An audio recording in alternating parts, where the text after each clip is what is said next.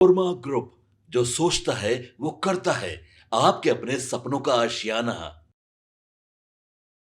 नमस्कार, भारत लाइव देख रहे हैं आप।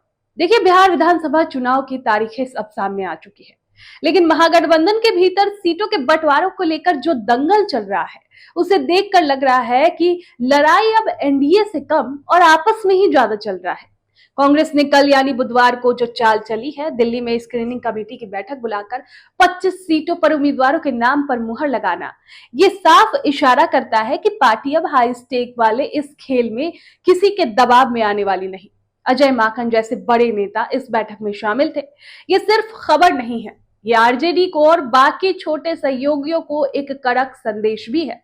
हम तैयार हैं, पीछे नहीं हटेंगे और हमारी डिमांड अब कोई प्रतीकात्मकता यानी सिंबोलिज्म या दिखावा नहीं है। जहां पटना में देर रात तक तेजस्वी यादव के घर पर महागठबंधन के नेताओं की तीसरे दौरे की चर्चा चल रही है, वहीं दिल्ली में कांग्रेस ने अपनी केंद्रीय चुनाव समिति यानी सीईसी की बैठक बुलाकर सबका ध्यान खींच लिया। ये टाइमिंग बहुत कुछ कहती है दोस्तों। देखिए, पटना की बैठक में आरजेडी, कांग्रेस, वीआईपी और माकपा के प्रतिनिधि मौजूद थे और यहीं पर असली तकरार शुरू है। वीआईपी प्रमुख मुकेश सहनी ने तो 40 से ज्यादा सीटों की मांग रखकर सबको चौंका दिया था। उनका तर्क भी सीधा था, मल्लाह समुदाय मेरे साथ है, मेरे बिना विपक्ष की नया पार नहीं लगेगी, तो मुझे सम्मान और हिस्सेदारी दो। फिर उन्होंने कांग्रेस पर निशाना साधा। अगर मैं 40 की मांग कर रहा हूं तो कांग्रेस 60 सीटें क्यों मांग रही है?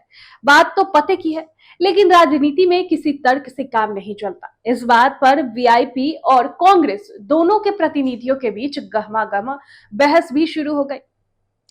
वहीं कांग्रेस ने भी तुरंत पलटवार किया। राहुल गांधी की वोटर अधिकार यात्रा और हालिया प्रदर्शन के पीछे 6 महीने में विपक्ष में एक नई जान फूकी है। मतलब हम भी कमजोर नहीं है, ये कांग्रेस दिखाना चाह रही है। कुछ कांग्रेस नेताओं को लग रहा है कि ये सब आरजेडी की मास्टर स्ट्रोक है। उनका मानना है कि आरजेडी ने जानबूझकर वीआईपी जैसे छोटे दलों के साथ एक समझ बना ली है, ताकि वे मिलकर कांग्रेस पर दबाव बना सके और उनकी सीटों की संख्या को कम करवा सके। अब ये भी सच हो सकता है, क्योंकि देखिए, जानकार बताते हैं कि वीआईपी जैसी पार्टियों के पास भले ही समुदाय का साथ हो, लेकिन मजबूत उम्मीदवार उनके पास नहीं है। ऐसे में आरजेडी खुद ही इन सीटों पर अपने कदावर नेताओं को उतारना चाहती है। इसे सौदेबाजी कहे या रणनीतिक चाल, पर कांग्रेस को अब घर की खेती नहीं मिल रही है। इतना तकरार और तनाव के बावजूद कांग्रेस अपने रुख पर अड़ी हुई है। उनका टाइट स्टैंड साफ है, नए सहयोगियों को सम्मान देंगे, लेकिन आरजेडी और कांग्रेस दोनों को जिम्मेदारी समान रूप से बांटनी होगी, खासकर उन सीटों के मामले में जिन्हें छोड़ना है। मतलब अगर आरजेडी अपने गठबंधन सहयोगियों के लिए सीटें कम कर रही है, तो कांग्रेस के लिए भी त्याग नहीं करना पड़ेगा। कांग्रेस ने अपनी उम्मीदवार चयन की प्रक्रिया को भी तेज कर दिया है, जो दिखाता है कि वो आत्मविश्वास से भरी है और अब सिर्फ तैयारी नहीं बल्कि मैदान में उतरने का मन बना चुकी है पूरी तरह से। तो क्या लगता है, क्या कांग्रेस सच में बराबर की हिस्सेदारी ले पाएगी या आरजेडी और उनके सहयोगियों के प्रेशर में आकर उसे कुछ सीटें त्याग करनी पड़ेगी? ये बिहार का चुनाव है दोस्तों, यहाँ पर हर चाल के पीछे गहरी राजनीति होती है। महागठबंधन में तालमेल कब बैठेगा, ये देखने वाली बात होगी। उससे पहले इस पर आपकी क्या राय है, कमेंट बॉक्स में हमें जरूर बताएं।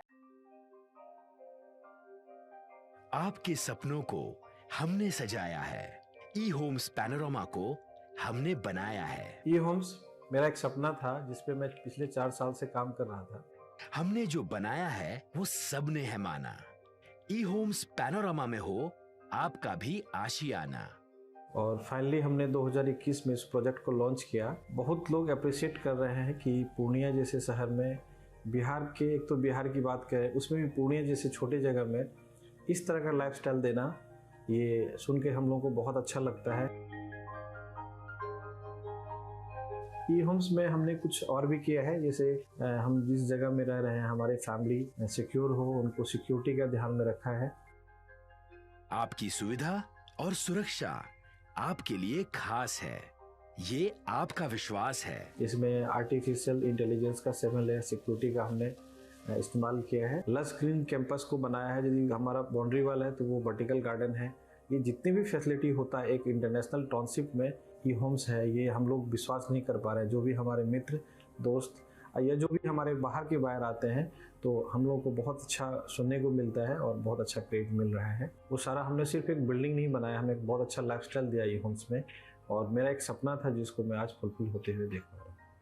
ये आपका आवास है। ई होम्स पैनोरमा में अब आपका निवास है।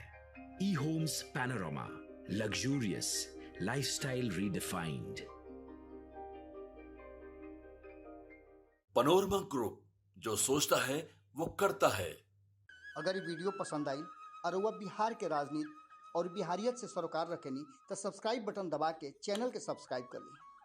ओजे एगो घंटी बा, ओकरा बटन दबा देला से कुल सटीक और मारक खबर रुआ मुफ्त में मिल जाई। अगर रुआ पत्रकारिता के हमनी के नया प्रयोग में सहयोग कर चाहतानी तो ज्वाइन बटन दबा दी। पेटीएम नंबर नोट कर ली 9386816700।